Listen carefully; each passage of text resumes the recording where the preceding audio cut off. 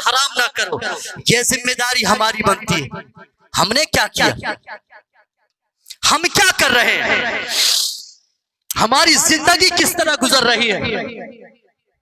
And अल्लाह के बंदो, नबी के गुलामों, इसके बारे में फिक्र करो। मगर इससे ही दुकान चल रही है, मजा आ रहा, दुकानदारी चल रही है, अच्छा काम उठ रहा, क्योंकि दुनिया में नफरत का कारोबार करने वाले बहुत मिलेंगे और नफरत का कारोबार कराने वाले भी बहुत मिलेंगे। क्योंकि जिस काम से शैतान खुश होता है, दुनिया में ऐसे लोगों के मददगार 98% मिलेंगे, और जिस काम से अल्लाह उसके रसूल राजी होते हैं, उस काम की हिमायत करने वाले सिर्फ 2% मिलेंगे। जिस जगह पर जाने से अल्लाह राजी होता है, जिस जगह में सजदे करने से, जिस जगह को आबाद करने से अल्लाह दुआएं सुनता है, वहां जाने वाले 2% मिलेंगे। और जहां पर अल्लाह तबारक व तआला नाराज होता है, जिसकी बुनियाद अल्लाह उसकी नाफरमानी की बुनियाद पर रखी हुई है, वहां पे लोग जाने वाले और उसकी हिमायत करने वाले, अच्छों में बुरों में उनकी हिमायत करने वाले बहुत मिलेंगे, 98% मिलेंगे। मस्जिदों में अल्लाह के घर को आबाद करने वाले, अल्लाह के घर में जाकर रोने वाले और कब्रिस्तान में रातों में गिड़गिड़ाने वाले बहुत कम मिलेंगे। लेकिन मज़ारों पे लाइट में नुमाइश करने वाले, वीडियो बनाने वाले हजारों में मिलेंगे, 98% मिलेंगे। फिर ये कहते हैं कि मोहब्बत है, 98% मौलवी इसी प्रचार में लगे हुए हैं कि मज़ारों पर ही आने से कहानी बनती है, मज़ारों पे जाने से ही किस्मत बदल जाती है। मस्जिदों में क्या मिलेगा यार, मस्जिदों में मुल्ला के सिवा, इमाम के सिवा क्या है। इमाम को देख रहा है, इमाम को हकीर समझ रहा है कि मस्जिद में इमाम के सिवा कौन मिलेगा, कुछ नहीं। 4 सजदे कर लिए, मस्जिद में क्या मिलेगा। क्या सोच बन गई लोगों की, क्या लोगों का जहन बना दिया गया। और हम कहते हैं कि हम मुसलमान हैं, हम बड़ी तादाद में हैं, हम बहुत हैं माशाल्लाह, दुनिया के अंदर बहुत है, मगर जहां भी हैं, जितने भी हैं, बहुत जलील हो रहे हैं। क्यों? क्योंकि हम चोले से मुसलमान हैं, मुसलमानों के जैसा हुलिया है, लेकिन अंदर से मामला बिल्कुल खाली है। कुरान हमारे गले के नीचे नहीं उतरता, मतलब अमल का पता नहीं है। कुरान का इस्तेमाल अपने नफा के लिए करते हैं, अपने मकसद के लिए करते हैं। प्यारे नबी सल्लल्लाहु अलैहि वसल्लम ने जो रूह ईमानी अता की है, जो अल्लाह तबारक व तआला का बताया हुआ तरीका है, उससे बिल्कुल महरूम है। मेरी जो पूरी कोशिश है, मैं ये कहना चाह रहा हूं कि जहालत से भरे हुए फार्मूले को लोग सुनते हैं। मैं कह रहा हूं वहाबी देवबंदी मुसलमान कहलाना पसंद नहीं करता, मगर आज की तारीख में लोग वहाबी देवबंदी फख्र से कहलाना चाह रहे हैं, यानी वहाबी देवबंदी कहलाने पे फख्र करते हैं और ये कहते हैं कि यार कम से कम हम अल्लाह के साथ शिर्क तो नहीं कर रहे। हम लोगों को देख रहे हैं, लोग मज़ार पर जाकर सजदे करते हैं, मस्जिदें वीरान कर रखी हैं। कम से कम हम अल्लाह उसके रसूल की मोहब्बत में मस्जिद को आबाद किए हुए हैं। लोग हमें गलत नाम देते हैं, लोग हमें गलत कह रहे हैं, लेकिन हम गलत नहीं कर रहे, मस्जिद को आबाद कर रहे हैं, अल्लाह उसके रसूल से मोहब्बत कर रहे हैं। लेकिन लोग फिर भी झाड़ू लेकर हमारे पीछे पड़े हुए हैं। हमारे खिलाफ बराबर प्रचार किया जाता है, हमारे खिलाफ बराबर मुकदमे दायर किए जा रहे हैं, बराबर हमारे खिलाफ प्रोपेगेंडा किया जा रहा है। ये आज की हालत है, आज ऐसे ही हो रहा है। हम कहलाते कुछ हैं, करते कुछ लोगों ने अपनी जिंदगी का ये मिशन बना लिया।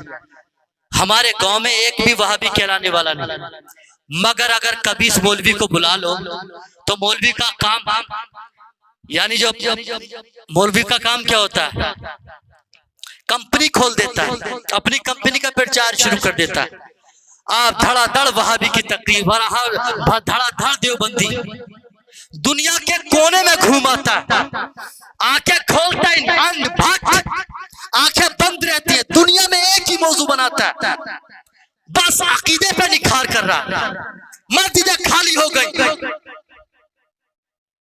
लोगों का ईमान बिल्कुल मुर्दा हो चुका है, जमीर बर्बाद हो चुका है, मगर हर जगह बस अकीदे पे निखार, ईमान मजबूत करो, ईमान है ही नहीं, ईमान रहा ही नहीं। जब इसी का बर्बाद हो गया, जब इसने अल्लाह उसके रसूल के खिलाफ कानून बना लिया,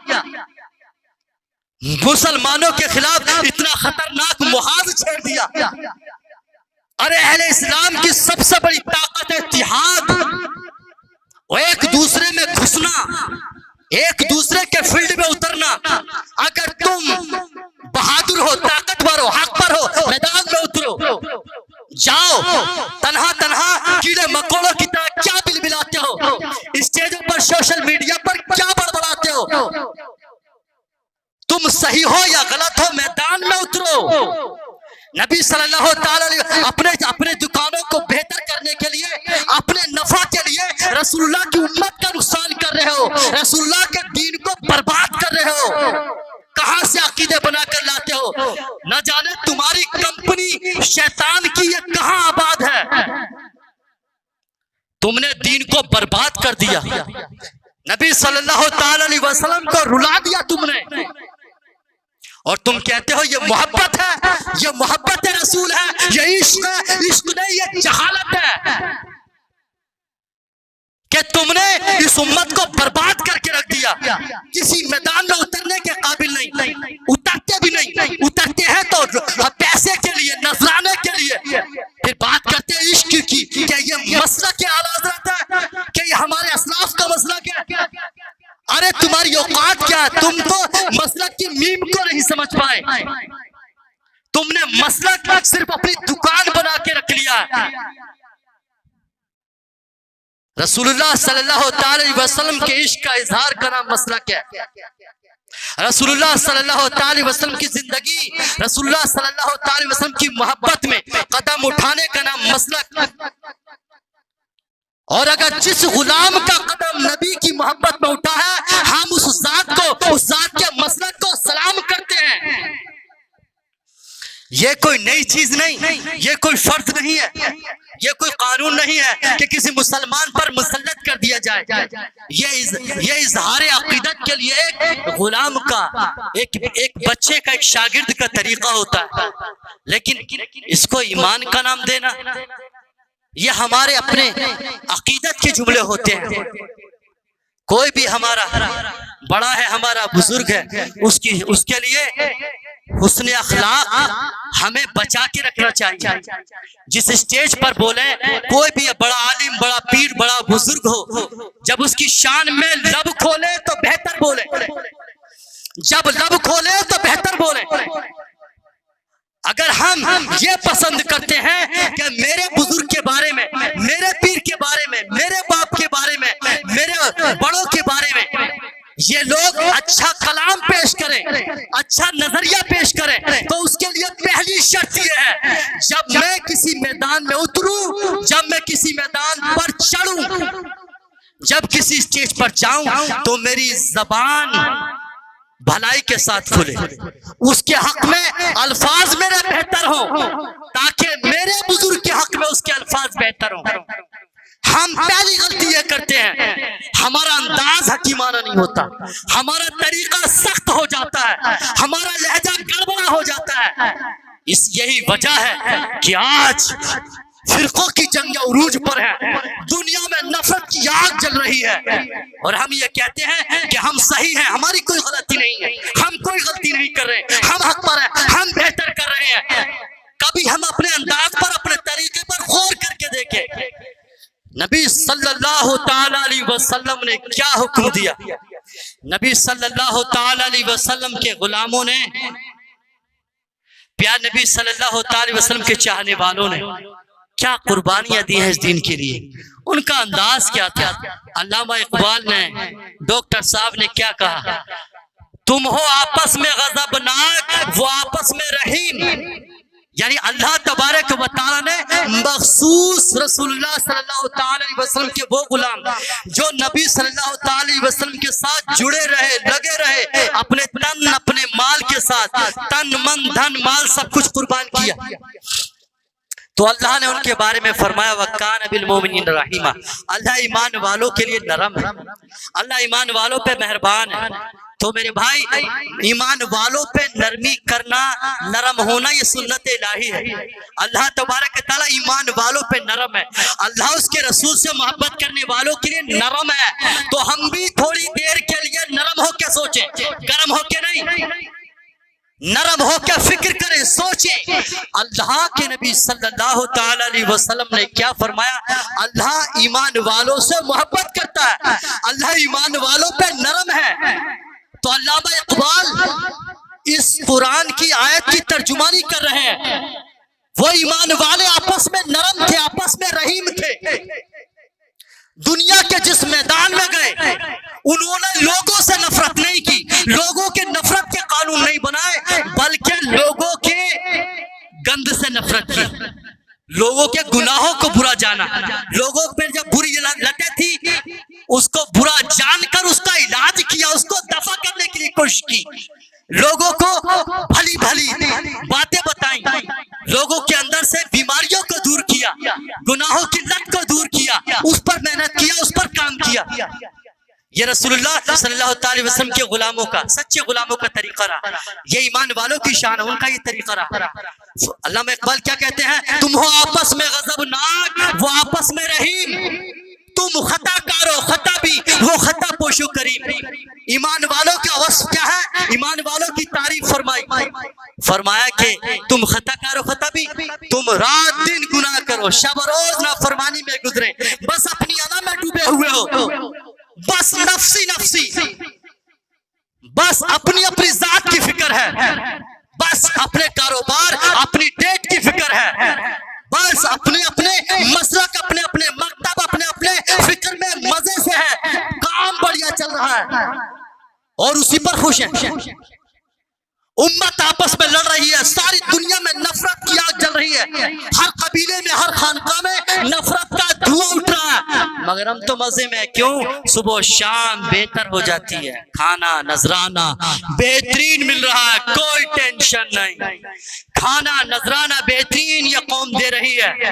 और शैतान के नाम पर लड़ाने वाले, हक के ना हक का सहारा लेकर शैतान के नाम पर उलमाए किराम में तसादुम कराने वाले, जंग करने वाले, दुनिया के अंदर जंग कराने वाले लोग आपको बहुत मिल जाएंगे।